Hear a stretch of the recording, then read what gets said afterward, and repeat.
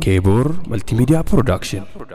السلام عليكم ورحمة الله وبركاته. ولدي بني الرك وجمت دور دكتورة كينيا سوما كيس جرجا عبد اللطيف سومني جا سومنا كان دديمي ما شاء الله ومان جنو ججوا الرسول صلى الله عليه وسلم يقول للصائم فرحتان نما سومنا أوليفي جمّتشوا لما تجرى جلنا وقالوا له قد وقا كنا هيدو جمّدا ما جمّدا كوي هاي فولر راسي ما يو جمّتشوا سرّار كجرى بيته كنا في كقويا شالا ساعتي أما وانت تكون هندي فول دورك إن أسيرت كوباي في كفول لك نجلسون كوباي كانت تيمو هيدو جمّدا هيدو جمّدا أما أكمل الإمام صلى الله عليه وسلم الصائم فرحتان جان يرو فطريتي في يرو كان عند لقاء ربي صح كنافو أتم يرو سن أما يرو سنكيس أتوقع يرون نعم كناف هم تجمدوا جرتهدو الحمد لله أنا كوفا متجا داوتوني كينيا اللي تجمدوا تجراني مالي فترة جريسة فترة تجراني فترة يشوني مو كانك أبا جمنو ماني مو كنت دربي كيستلين أمني جرا نمني هدون وان فترون كانك أمني ولا ركتا ولا كيساني أكسم مو فرا كيساني نمود سنين يهاتو في نانو مجالا جرتان كيساتي ركتا يا إيشا جا مدن رمضان هدو جرا رمضان كان كيسا بيكتا واجبا نو مدتا ما الفاس مدته ونيس مدته جرا لا جاري سمودن لو تندربين دورا واتوكو يا تم ركتا غرغارا نان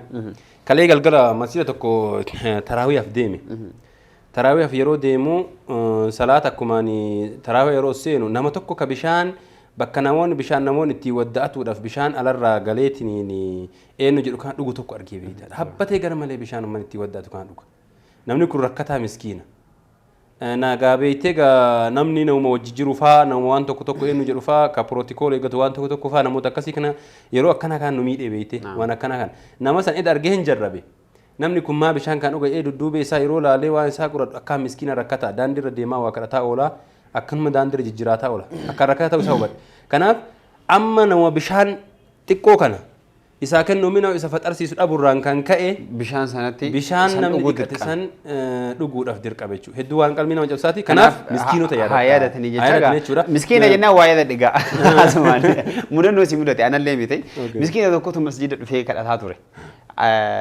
simatu na hime so kadhataa jiru maaltu godhame maal taatee kadhatate jennaan maal akka beeyta tokko miskiina jettuun gariin kama akkanumaan akkuma Imam sallallahu alaihi wasallam namni kadhaa heddummeessitanii beekaa kadhattan guyyaa qiyaama curaa dhuftan jedhe baqoo kan ka irra hin jirre dhuftan hin jenne hin kadhatee beeyteen kadhate dhufe qur'aanni waan masaa'ila falaatan har jedha na Imam miskiina akkana tana kennaa jedhe Imam sallallahu alaihi wasallam qur'aanni immoo miskiina nama si kadhatu waan hongisin jedhe namni kun achi ilaalu fayyaa guutuu qaba ija qaba miila qaba harka qaba wanti isaa hundi nu fayya yaaboo gurbaa birriin akkenninaan jedhe aya birrii rakkoon qabu sii kenna maal taatee jedhe rabbi afaan na buusee isaa gara biraatti aare ta'ee hin beeku maaluma taatee isa gaafate akkam akka tahu barbaadda jedhee dullaafate kalqiin hundi dhaabatanii warwaatan narraa baasan jaarsa kan bar nama guddaa maal akka ta'u barbaade akka maal ta'u barbaade akka maal akka ta'u barbaade gaafii akkasii an wanni gaafii akkasii gaafadhee fi nama miskiina ija hin qabne hin arguufu kennitaaf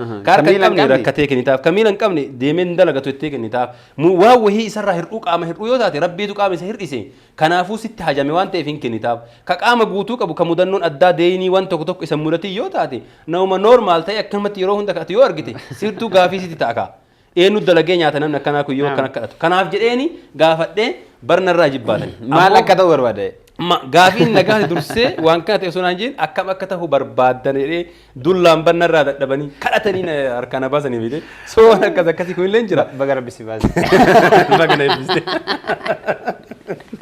hedduu miidhamtee oolte osoo si tume maal akkam taane silaawatan yoo tan anu waliin faxaraa jirtu yoo tan gurra miisitu mala baay'ee rakkisaa dubbichi ima sidan ammoo jaarsichi baay'ee dadhabaadha yoo dhawullee nama tumuudhaa waan qabuufi malee yoo nama guddaa ta'u isaa kabajjeelee dhawuu dadhabde ofirraa inuma qabda jechuudha nuuma walumaa galatti in ulfaataa kanaaf mudannoo tokko na mudate mudannoon lamuu kan na mudate maaltu jira sitti fakkaate masjiida tokko warra saahibaa wayii bira deeme yeroo ramadaan waggoota muraasa darban kana keessa nama kana deemee fira wal dubbisuu hin dubbiftaa yeroo ramadaanaa kana wal dubbifnaa dhuftu malee jedhanii yeroo hedduu naaf firanii hojiif jedheef ariifadhaa dhaqqabuu hin dandeenye halkan tokko of qabee deeme yeroo of qabee deeme ramadaana keessa achitti faxaree achumatti taraawee dhanii salaannii gara manaa gallee sa'aan tahajjudaa geette waqtiin tahajjudaa geettee innaan tahajjuda saniif ka'eet masiira dhayin tahajjuda salaannii xumurree yeroo jennu waqtiin fursaa wahii jidduu saniitii fi haga jidduu faxaraatitti haga suhuuraatitti tahajjuda irraa baatee haga sa'aat suhuurri gahuutitti waqtiin xiqqoon takka hin jirti. Waqtii isa yoo gara manaa galtee raftaa beeki. Rafnaa ol ka'uun hammaattu. Kanaaf jedhee waqtii isaan fayyadama jedhee masjiiduma hafe biyya keessa. Yeroo rakkoo ture. Baay'ee yeroo rakkoo ture. Nageenyaan jechuudha. Nageenyaaf yeroo rakkoo ture. Kanaaf jecha mu'azzina duwwaatu masjiidatti hafe. Anaa qura'aana qara'aa jiru na laalee eessaa dhuftee naan jedhe. Haaya asuma warra kana ollaa masjiidaa kana firaa isaan biraatu ramadaana kanaaf dhufee itti. Noo naan jedhe. Amma akkasii miti masjiidaa bayi naan jedhe. Eessa deemi jedhe? Masjiidaa bayi naan jedhe. Eessa baay'ee. Kararraa dhufte si beeka. Ana waan hangalchuuti. Masjiida narraa bayi naan jedhe. Aboo masjiidni waan almasaayida illaa quraanni masjiidni ka rabbiiti jedhe. Rabbiif ijaarame itti haa ibaadaa godhaniifi. Waa mana dhuunfaa hin taane itti haa salaannuufi itti haa qaraanuufi ibaadaa itti haa goonuuf ijaarame malee waa wanni biraa as keessatti hin gaggeeffamu. Kunoo quraana qara'u jira argaa jirta. Maal gootaa deem jettaadheen deemi siin jedhee deemi. Deemi haa geedhe. Hin bahee yoo an bahee haganumatti nama wayii dubbise. Namni kun akkuma gabbaa'etti. Ani immoo akkaataa adeemsa dubbiin jiru argee Daftee bate. dafee too bahee qajeele dubbiin yeroo badaadha.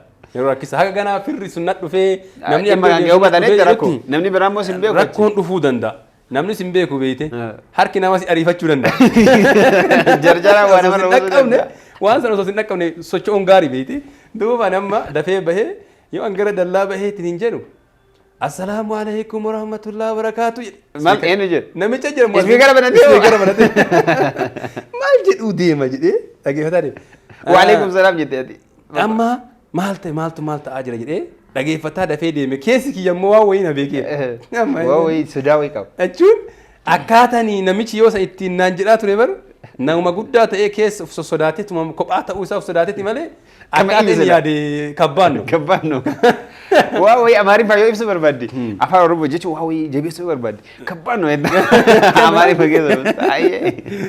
Amma deemee yoo assalaamu alaikum warahmatullahi wabarakaatu jedhe. Waalaikum salaam. Ummata yoo gara masjiidaa deebitan wal to'adhaa ammallee deebi'aatiniini waan eekanaatiin ulee waan tokko harkatti qabadhaa wal malee hin deeminaa ammaa nama tokko kunuu asitti arginee nu harkaa bahee jedhe. Si. Ana eega harkaa bahee. Awwaatu guddi maqabda. Bari yerooni namatu hidhamaa deema. Nama waraanaa. Nama waraana fa'a. Waqtiin wakkataa waan ta'eef ammaa tokko qabnee walitti dhiyeessee ammaa tokko qabnee nu harkaa bahee ganda keessa wal to'adhaa illa labsi. An amma isaa inni tana jedhe kana ariitii dabalee. Si to'atanii kana? Na to'atanii kana. Suhuura isaaniillee dhabuurra to'achuu qofallee osoo hin taane abaluu bira dhaqeetta abaloon sun dhufee fira kiyya jedheetuma si baasa. Waan addaa hin qabu. Garuu jarjara tokko tokko.